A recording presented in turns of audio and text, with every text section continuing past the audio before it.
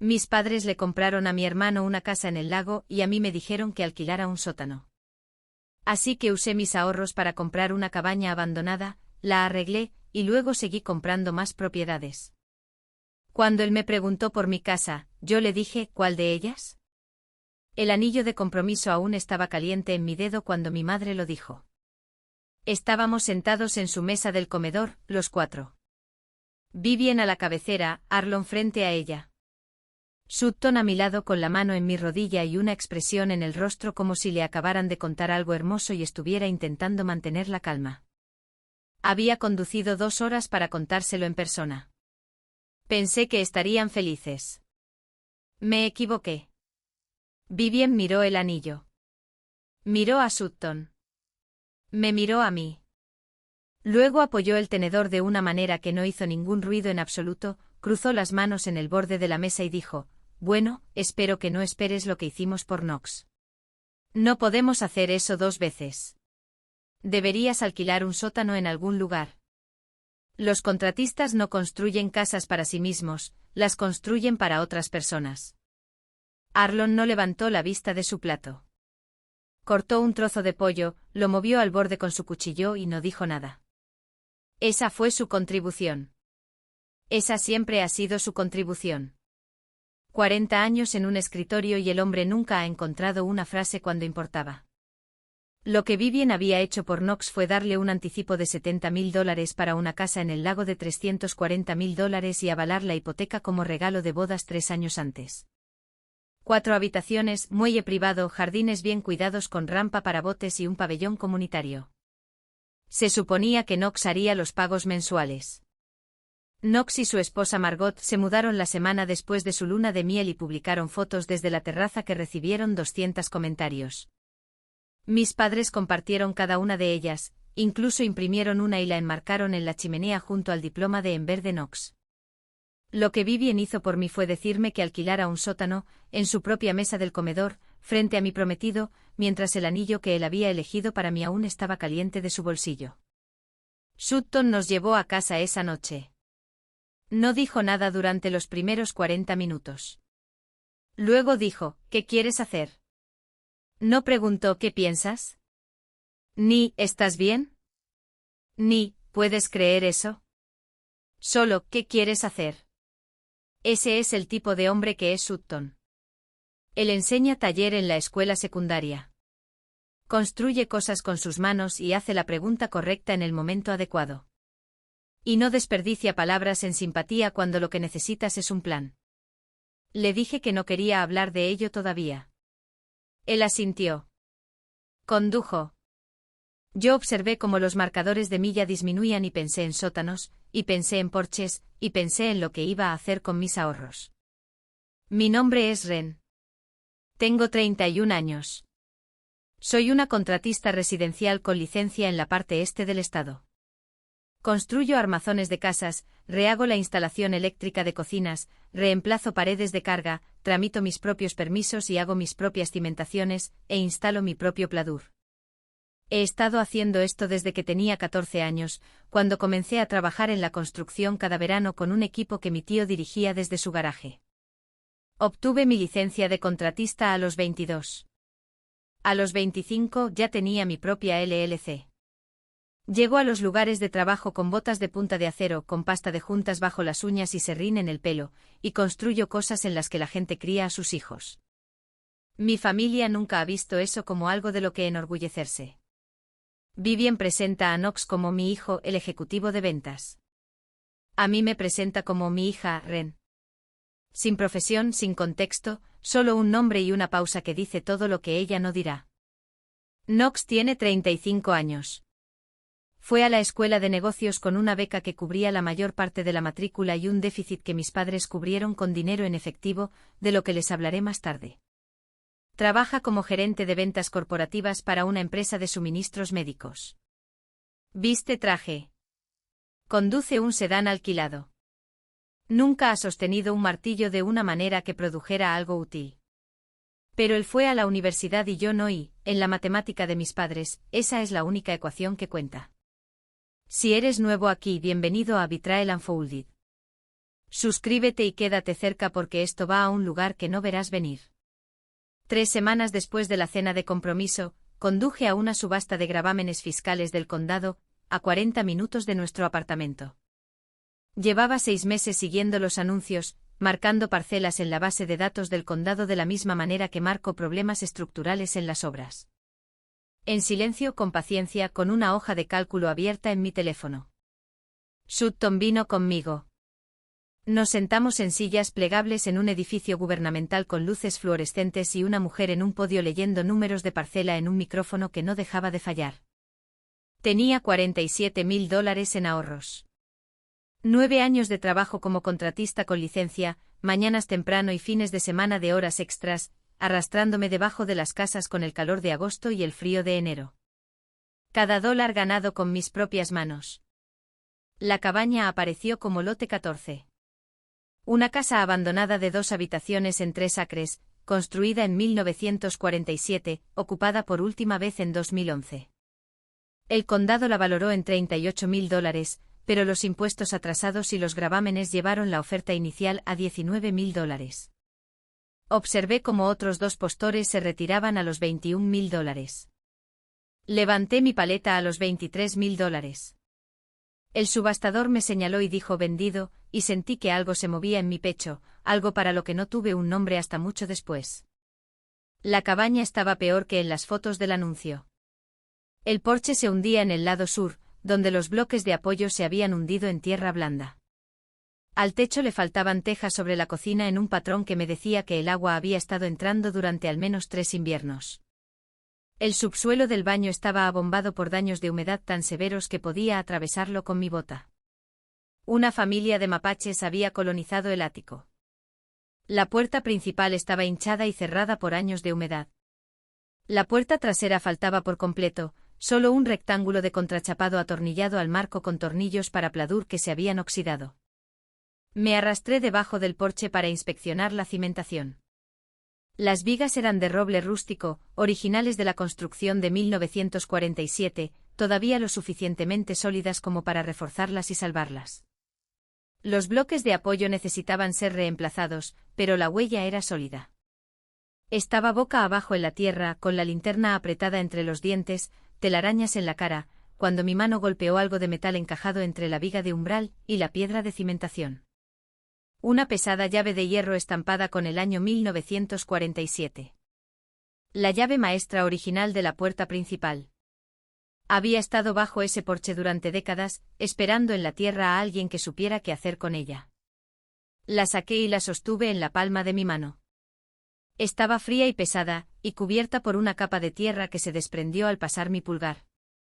No la limpié de inmediato. Solo la sostuve, la miré y pensé en una mujer a la que le dijeron que alquilara un sótano, tumbada boca abajo bajo un porche en la tierra, sosteniendo la llave de una casa que nadie quería. La puse en un cordón de cuero y la colgué del espejo retrovisor. Luego fui a la ferretería y compré materiales por valor de $400. La renovación tomó 11 meses. Hice el trabajo yo misma, las tardes después de mis trabajos por contrato y los fines de semana completos, con Sutton pasándome las herramientas y aprendiendo sobre la marcha. Reemplacé cada bloque de apoyo con cimientos de concreto vertido que mezclé en una carretilla. Reforcé las vigas del piso con madera nueva tratada a presión, atornillada al roble original. Desmantelé la cocina hasta los montantes, pasé nuevo cableado por las paredes para actualizar el panel según el código, e instalé nuevo pladur que empasté y enlucí en 3 capas. Volví a alicatar el baño con azulejos tipo metro que compré en oferta por $18 el pie cuadrado. Reemplacé el techo yo misma durante 4 fines de semana de junio, arrancando las tejas viejas a las 5 de la mañana antes de que el calor se intensificara y colocando las nuevas hasta que se ponía el sol. Construí un nuevo porche delantero con madera tratada a presión y colgué la vieja puerta principal después de cepillarla para que encajara en el marco. La llave maestra giró en la cerradura al primer intento. El costo total de la renovación fue de $24,000 en materiales y $0 en mano de obra, porque yo soy la mano de obra. Cada montante, cada cable, cada azulejo, cada teja. Cuando el tasador del condado la inspeccionó, la cabaña fue valorada en $189,000. Había convertido $47.000 en $189.000 en 11 meses. Y cada dólar de ese valor fue construido en las paredes, los pisos y el cableado con mis propias manos. No llamé a mis padres. No le conté a Knox. Compré una segunda propiedad, una ejecución hipotecaria a 3 millas de la cabaña. 2 habitaciones, garaje independiente, cimientos intactos, pero el techo estaba destrozado y la instalación eléctrica tenía 30 años de antigüedad. La compré por $31.000 y la renové en 5 meses. Valor de tasación, $167.000. Compré una tercera, una casa de campo dañada por el fuego cerca del embalse que la compañía de seguros había dado por pérdida total. Precio de compra, $18.000. La desmantelé hasta el armazón, reforcé la cocina y la sala de estar, reemplacé todas las ventanas y la vendí 6 meses después por $212.000. Usé las ganancias para comprar las propiedades 4 y 5 simultáneamente, un dúplex cerca del colegio comunitario que generó ingresos desde el primer día, y una pequeña casa junto al lago a 12 minutos de la casa de Knox. Renoví la casa de campo los fines de semana durante 2 meses y la puse en alquiler vacacional. Se reservó completamente durante el primer verano a $185 la noche. 4 años después de que mi madre me dijera que alquilara un sótano, era dueña de 5 propiedades. El valor total de mi cartera era de $1.140.000. Cada propiedad a nombre de mi LLC. Cada pared construida por mis manos. Cada permiso tramitado bajo mi número de licencia, cada dólar ganado con botas de punta de acero que olían a serrín y pasta de juntas. Casi les cuento. La noche que cerré la 5ª propiedad, estaba sentada en la cabina de mi camioneta, en el estacionamiento de la compañía de títulos, con mi teléfono en la mano y el número de Vivien en la pantalla. Pero la imagen de su rostro en esa cena de compromiso me detuvo, la forma en que dejó el tenedor antes de decirlo. Ella había ensayado esa frase. Lo creía. Todavía lo cree. Los contratistas no construyen casas para sí mismos. Y me di cuenta de que contárselo sería como pedirle que se sintiera orgullosa de mí, y yo había terminado de pedir. La llave maestra se movió de mi espejo retrovisor a un gancho dentro de la puerta principal de la cabaña. Junto a ella, en un pequeño anillo de latón, colgaban otras 4 llaves, una para cada propiedad. 5 llaves en total, una encontrada debajo de un porche, 4 ganadas en los años siguientes. Era septiembre cuando Orla llamó. Orla es mi abogada de bienes raíces y lo más parecido a una mentora que tengo en este negocio. Había estado realizando búsquedas de títulos en propiedades del lago cerca del embalse como comparables para un cliente. Y una de las propiedades que apareció fue la casa de Knox en el lago. Me llamó un martes por la tarde y su voz tenía esa particular monotonía que adopta cuando ha encontrado algo que desearía no haber encontrado. Ren, ¿sabías que tu hermano tiene una segunda hipoteca sobre esa casa? Yo no lo sabía. Knox había sacado una segunda hipoteca de $72.000 sobre la casa del lago 18 meses antes, además de la hipoteca original de $270.000 que ya le costaba pagar. La avalista de la segunda hipoteca era Vivien. Los ingresos del préstamo se destinaron íntegramente a saldar deudas de tarjetas de crédito que Knox había acumulado durante 2 años de gastos que incluían el pago de un barco, una membresía de club de campo y una renovación de cocina que había contratado a precio de venta completo. La casa de $340.000 por la que mis padres le habían regalado el pago inicial ahora tenía $342.000 en deuda hipotecaria combinada, más de lo que valía la casa, y mi madre había avalado ambos préstamos. Casi cierro el portátil. Mi mano ya estaba en la pantalla. Pero Orla siguió hablando. Dijo, hay algo más. Saqué los registros comerciales de una empresa secundaria registrada a nombre de Knox Dowsett. Está disuelta, pero la documentación del préstamo lista un garante personal, Arlon Dowsett, la pensión de mi padre. La jubilación que Arlon había estado construyendo durante 40 años en un escritorio que odiaba en una oficina del condado con luces fluorescentes y un termostato que nunca funcionaba bien. 40 años de presentarse, sentarse y hacer el trabajo silencioso e invisible que nadie nota hasta que el cheque deja de llegar.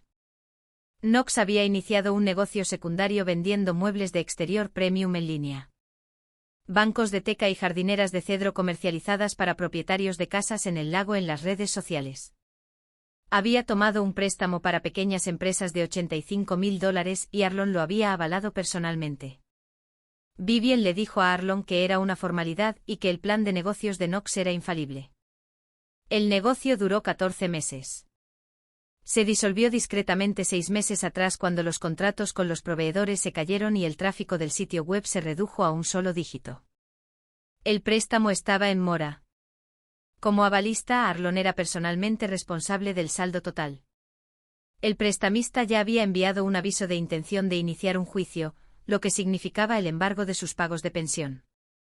La jubilación de mi padre, aquello por lo que había estado trabajando durante 4 décadas, una mañana gris a la vez, estaba en riesgo debido a bancos de teca y un hijo que nunca había construido nada que durara más de un año calendario. Ese fue el momento en que comprendí por qué Vivien me dijo que alquilara un sótano. No era crueldad por sí misma, era protección. Protección de la historia. Si Knox era el éxito, entonces la casa del lago de $340.000 era una inversión en un ganador. Si Knox era el éxito, entonces que Arlon avalara el préstamo de Knox era una apuesta razonable por algo seguro. Si Knox era el éxito, entonces todo lo que le dieron estaba justificado, y todo lo que me negaron era simplemente una priorización. Pero si Ren construía más que Knox, la mujer a la que le dijeron que alquilara un sótano, la contratista que se arrastra bajo los porches, si ella construía más que el hijo en el que apostaron todo, entonces cada decisión que Vivien tomó sobre esta familia se convertía en una pérdida que no podía explicar. Necesitaban que yo fuera pequeña porque si yo no era pequeña, Knox no era grande. Y si Knox no era grande, ellos estaban arruinados. Tiré de un hilo más. Solicité los registros bancarios de la cuenta de ahorros conjunta que tenía cuando era adolescente. La cuenta en la que depositaba cada verano desde los 14 hasta los 18 años, trabajando en la construcción bajo un calor que abombaba el asfalto y un frío que me agrietaba las manos en los nudillos. La cuenta que tenía $18.500 cuando cumplí 19. Recuerdo el saldo exacto porque lo revisé la mañana de mi 19º cumpleaños. Había planeado usarlo como depósito para mi primer juego de herramientas profesionales. Recuerdo el número en la pantalla. Recuerdo la sensación de ver 5 dígitos que había construido desde cero. Recuerdo haber llamado a Vivien esa tarde y que su voz se volviera plana y que dijera las palabras, gastos de inactividad de la forma en que alguien dice algo que ya ha decidido decir, sin importar qué pregunta le hagan. Los registros llegaron por correo 4 días después. La cuenta no fue cerrada por comisiones. No había comisiones. Fue cerrada por Vivien como titular de la cuenta adulta en un solo retiro. Los $18.500 completos fueron transferidos a la oficina del tesorero del programa EMBA de Knox para cubrir su déficit de matrícula. La transferencia tenía fecha de 3 días después de que Vivien me dijera que el dinero se había ido. 3 días. Ella me había mirado a la cara, había dicho comisiones, y se había marchado sabiendo que la transferencia ya se había realizado. 4 veranos despertando a las 5 de la mañana para estar en el lugar de trabajo a las 6. 4 veranos cargando madera sobre mis hombros y mezclando concreto bajo un calor que me ampollaba los antebrazos y arrancando pladur mojado en casas que olían a moho y agua estancada. Cada dólar que ahorré desde los 14 años, enviado para financiar un título que Knox usa para vender catéteres médicos con un margen de beneficio y acumular deudas de tarjetas de crédito en un club de campo que no puede pagar. Y la mujer que lo robó me dijo que las comisiones se lo habían comido, mientras la confirmación de la transferencia estaba en su bandeja de entrada. Sutton estaba en la cocina cuando terminé de leer los registros bancarios. Estaba calificando proyectos de taller en la mesa, una pila de casitas de pájaros de madera que sus estudiantes habían construido. Cada una un poco torcida. Cada una el primer intento de alguien de hacer algo con sus manos. Levantó la vista, vio mi cara y dejó su lápiz. Me dijo que tan mal. Le conté. Le conté sobre la cuenta de ahorros, la transferencia y las comisiones que no eran comisiones. Se quedó muy quieto durante mucho tiempo. Luego tomó una de las casitas de pájaros, la que tenía el techo ligeramente descentrado, la giró en sus manos y dijo, este chico la reconstruyó 3 veces antes de que se mantuviera en pie. Ella no se rindió. Simplemente siguió cortando piezas nuevas. La dejó y me miró. Tú vas a hacer lo mismo. Ese es el hombre al que Knox llamó lijador de estanterías. Ese es el hombre por el que Vivien nunca pregunta en las cenas familiares. Ese es el hombre que me llevó a una subasta de impuestos y me tomó la mano cuando el martillo cayó, y que aprendió a construir un muro estando a mi lado, observando y haciendo una pregunta a la vez hasta que pudo hacerlo él mismo. Él es mi ancla. Ha sido mi ancla desde la primera noche que hizo la pregunta correcta. Y luego me dejó pensar. Si esta historia te impacta, si sabes lo que se siente ser quien lo construye todo mientras alguien más es llevado, suscríbete a Betrayal Unfolded. Comparte esto con alguien a quien le dijeron que no era suficiente. Ellos conocerán cada número de esta historia de memoria. Casi conduzco hasta la casa de mis padres esa noche. La camioneta estaba encendida. Sutton estaba a mi lado. La carpeta con todos los documentos estaba entre nosotros en la consola. Pero Sutton dijo una cosa que me detuvo: hazlo cuando no puedan manipularlo. Él tenía razón. Vivien sola escribiría la confrontación antes de que yo llegara a la autopista. Necesitaba testigos. Necesitaba una habitación que ella no pudiera editar. 3 semanas después, fui a la casa un domingo por la mañana. Solo yo. En la sala de estar. Arlon en su sillón reclinable. Vivien en el sofá con su café. Traje la carpeta, pero solo abrí un documento, la escritura de renuncia de derechos rechazada. Vivien la había presentado 14 meses antes, intentando transferir un interés parcial en mi propiedad de la cabaña a Knox.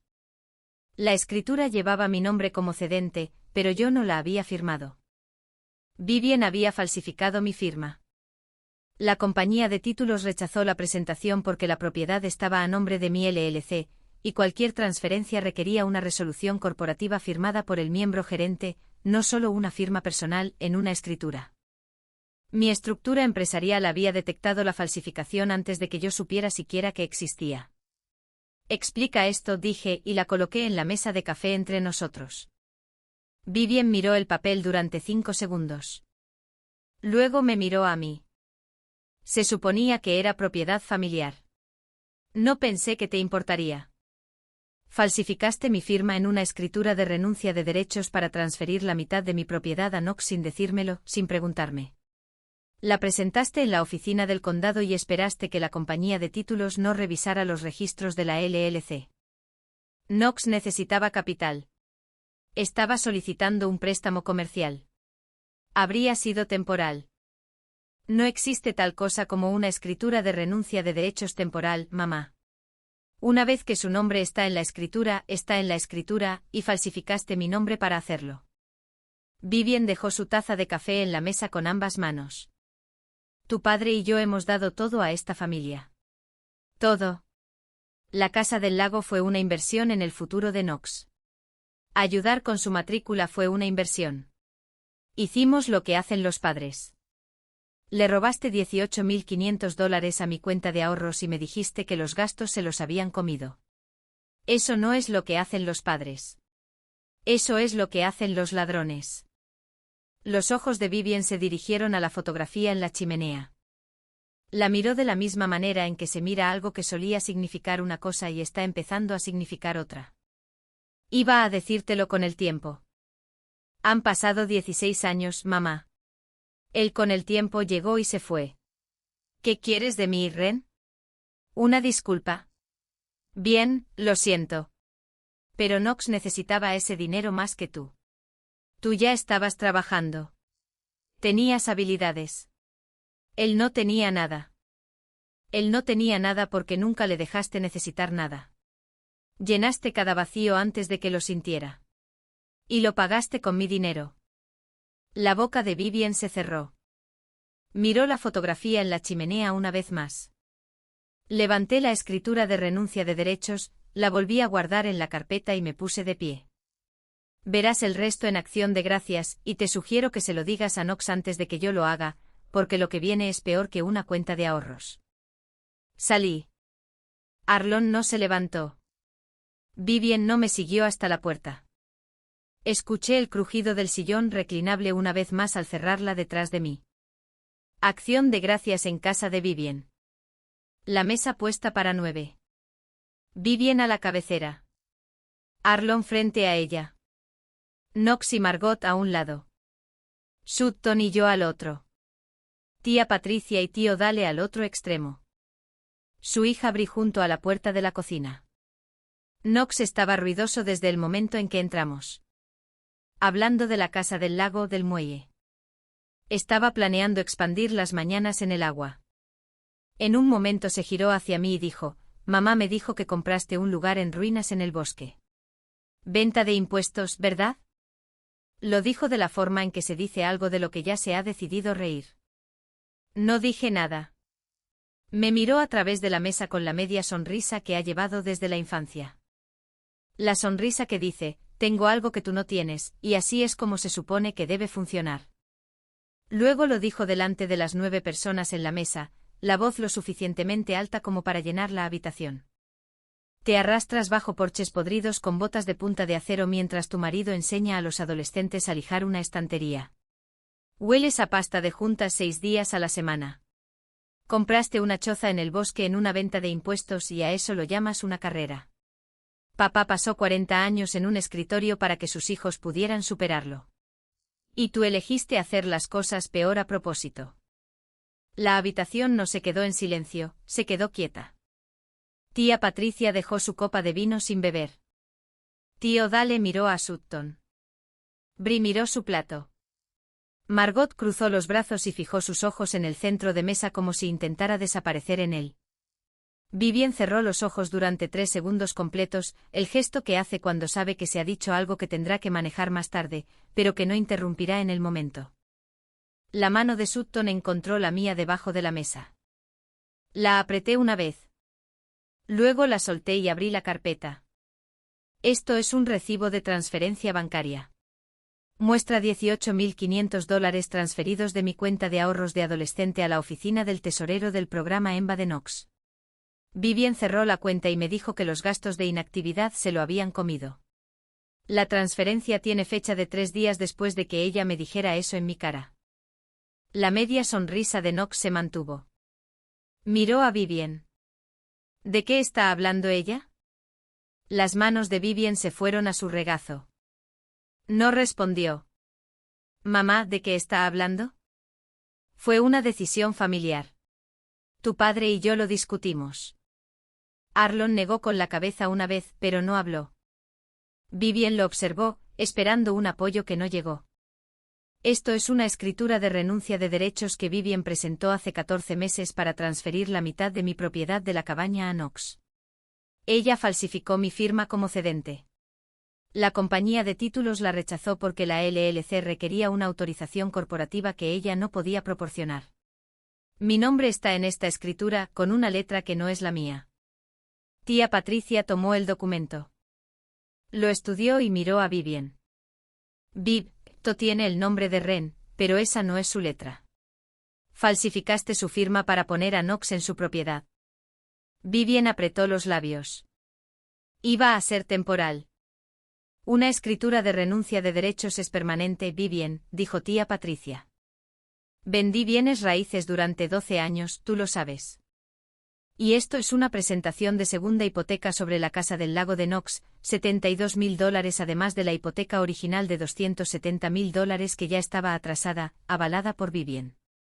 Los ingresos cubrieron 2 años de gastos de tarjeta de crédito, el pago de un barco, una membresía de club de campo, una renovación de cocina que él contrató a precio de venta completo. La casa por la que le dieron el pago inicial ahora tiene más deuda de lo que vale. La sonrisa de Knox se desvaneció. Su mano derecha se movió al borde de la mesa y lo agarró.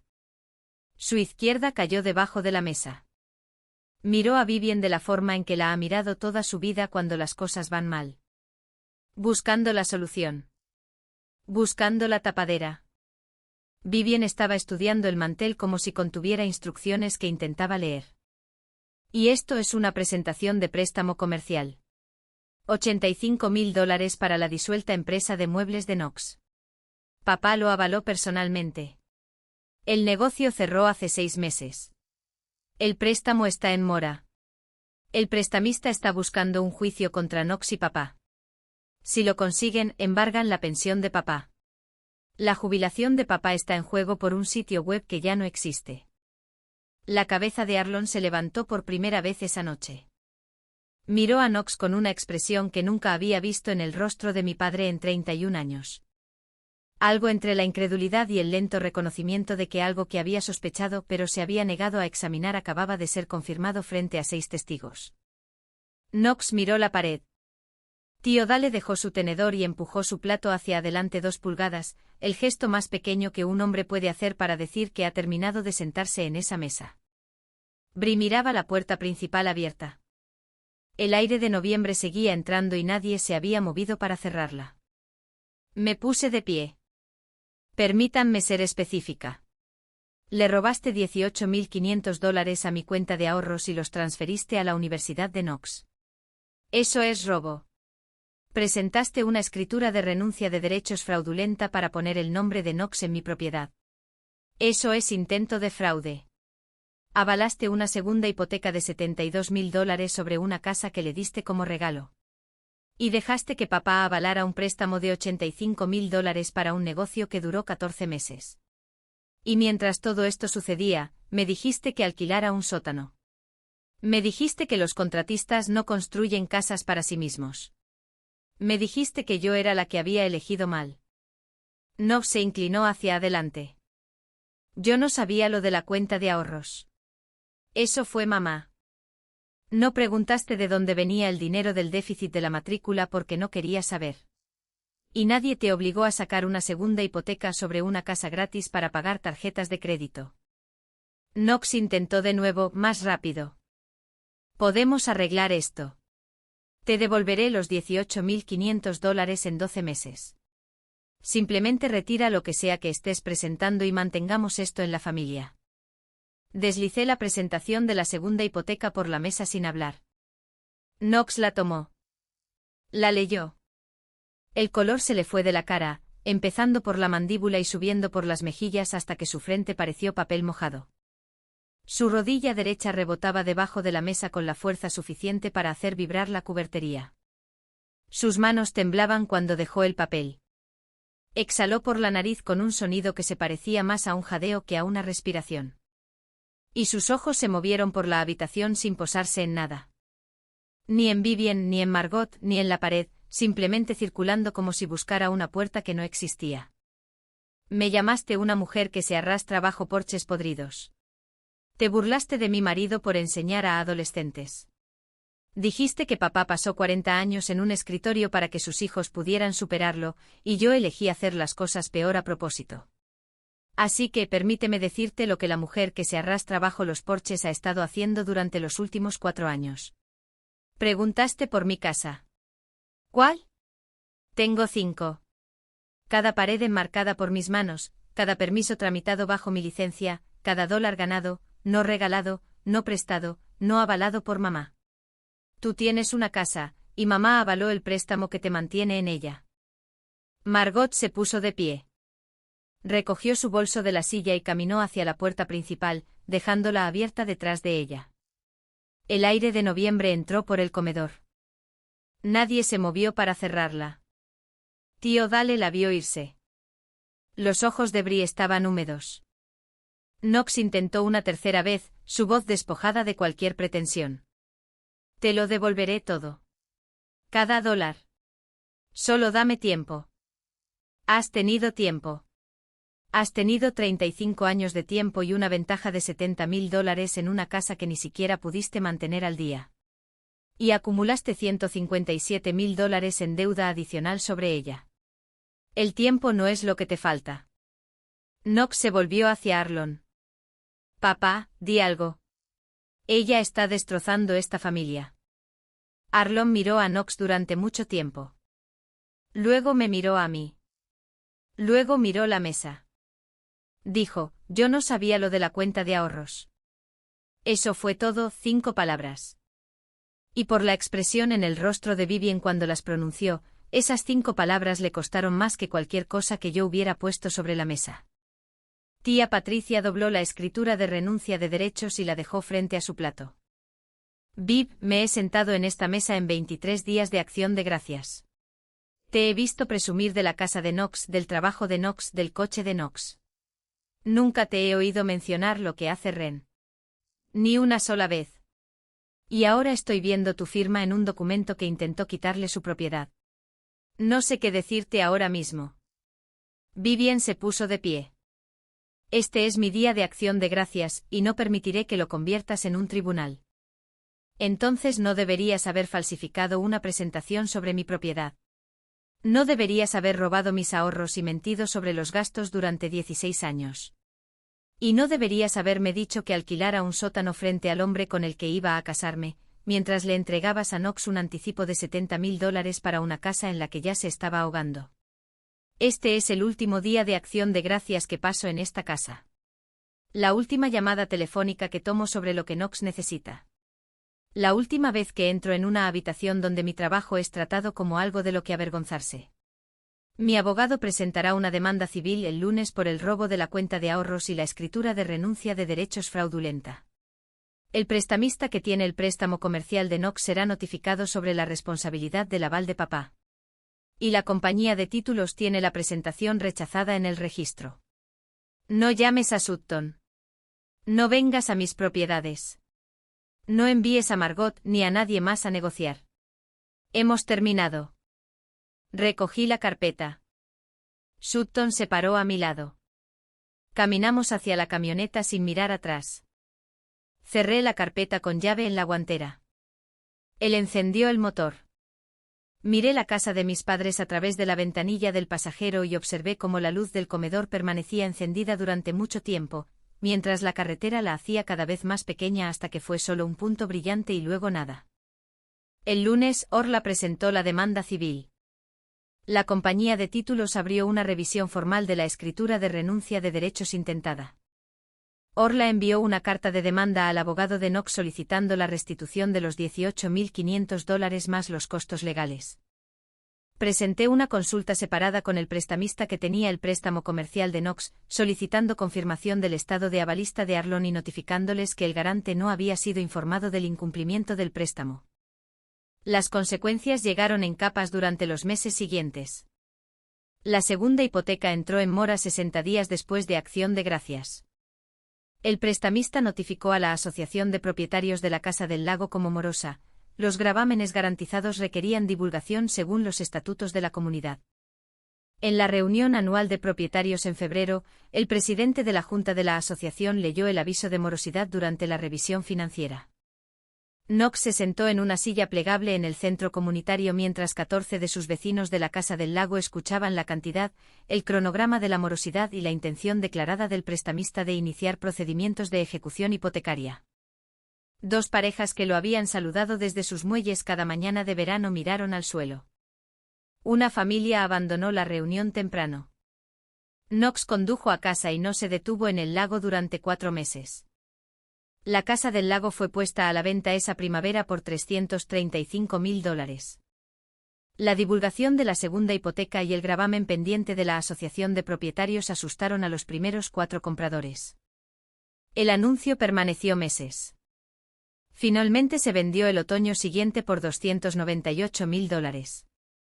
Después de los $174.000 restantes de la hipoteca original, los $72.000 de la segunda hipoteca, los $12.400 en multas de la Asociación de Propietarios y evaluaciones atrasadas, los $18.200 en gastos de cierre y comisión, y $6.800 en honorarios legales, Knox obtuvo $14.600 de una casa por la que sus padres habían puesto $70.000 de entrada.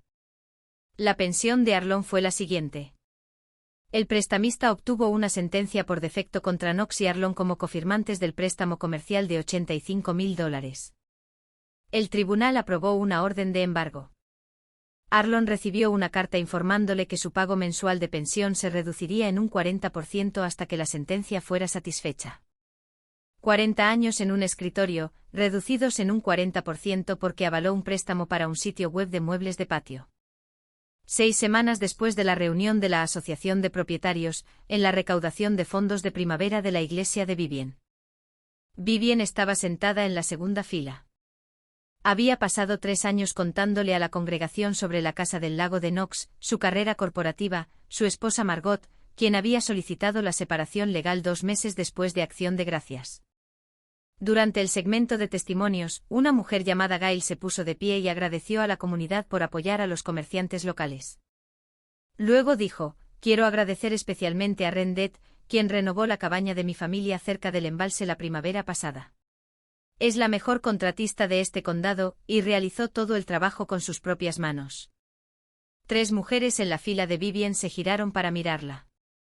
Una de ellas se inclinó y susurró algo. Vivien cruzó las manos en su regazo y no habló durante el resto del servicio. Dejó de asistir al mes siguiente. No se mudó de nuevo a la casa de Vivien y Arlon, a la habitación donde creció, la que tenía la cama individual y el diploma EMBA en la pared y el armario todavía medio lleno de trofeos de la escuela secundaria de una competencia de ventas que ganó a los 17. Se sentaba a la mesa de la cocina la mayoría de las noches, llenando solicitudes de refinanciación que regresaban denegadas una tras otra porque su puntaje de crédito había caído por debajo de 580 y el incumplimiento de la segunda hipoteca estaba marcado en cada informe. Llenó 4 solicitudes en el primer mes, todas denegadas. Dejó de abrir los sobres de retorno en el segundo mes. Se apilaban en el mostrador junto a la cafetera, cada uno más delgado que el anterior, cada uno conteniendo una sola página con la misma palabra en la parte superior. Vivien cocinaba la cena para 3 personas en una casa que se suponía que ya estaría vacía. Arlon comía en la sala de estar con un televisor encendido en un canal que no estaba viendo. Sentado en su sillón reclinable con un plato en la rodilla, masticando sin saborear, como ha pasado toda su vida, físicamente presente en una habitación sin ser parte de lo que sucedía en ella. La fotografía enmarcada de Knox y Margot en la terraza de la casa del lago seguía en la chimenea. Nadie la movió. Nadie tuvo el valor de quitarla. Permanecía allí como una lápida de una vida que había durado 3 años. Nadie hablaba de la casa del lago. Nadie hablaba de la pensión. Nadie hablaba del sótano. Vivien envió un mensaje de texto en enero. Decía: «Hice lo que creí mejor para esta familia. Algún día lo entenderás». Lo leí en mi camioneta en una obra durante mi descanso para almorzar. Bloqueé mi teléfono, terminé mi sándwich y conduje a una propiedad que estaba renovando para un cliente que me había encontrado a través de la referencia de Guy. Si te has quedado con esta historia, sabes que nunca se trató de una cabaña. Nunca se trató de una casa en el lago. Se trató de lo que sucede cuando una familia decide que un hijo es la inversión y el otro es el costo, y de la madre que mantuvo esa matemática equilibrada durante 35 años, asegurándose de que el costo nunca creciera lo suficiente como para amenazar la inversión. Si conoces ese sentimiento, suscríbete a Betrayal Unfolded y deja un comentario. Cuéntame qué construiste que tu familia se negó a valorar. Una mañana de principios de verano, me senté en los escalones delanteros de la cabaña original. La que compré por $23,000 en una subasta de gravámenes fiscales. La que me arrastré debajo de ella boca abajo en la tierra, con telarañas en la cara y una linterna entre los dientes. El porche estaba nivelado ahora. Las tablas estaban tratadas a presión y selladas. La puerta que había cepillado para que encajara en el marco se abría sin atascarse.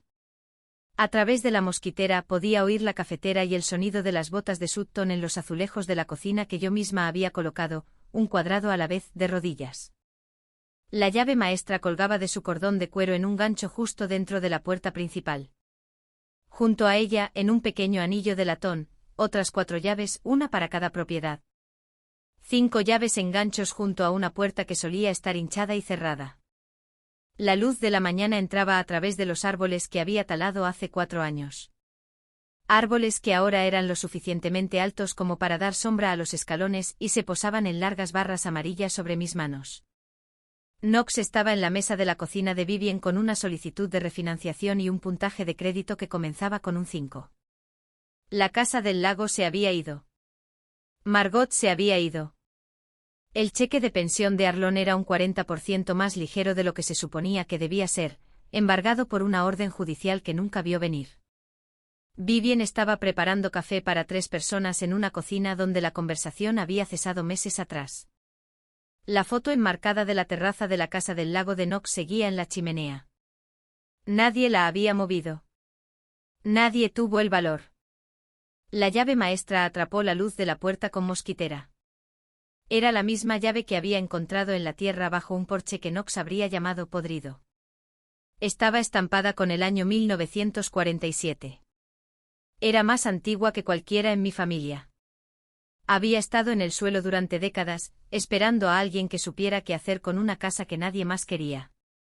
Mis botas estaban junto a la puerta con punta de acero con pasta de juntas en las punteras. Serrín en los cordones. No estaban limpias. No estaban presentables. Eran las botas que usaba cuando construía 5 propiedades de la nada. Eran las botas de las que mi madre me dijo que me avergonzara. Terminé mi café. Dejé la taza en el escalón junto a mí. Miré la línea de árboles y miré el porche que había reconstruido con mis propias manos y miré la puerta con 5 llaves colgando detrás. Luego me até las botas porque había una sexta propiedad que había estado observando y la subasta era el jueves.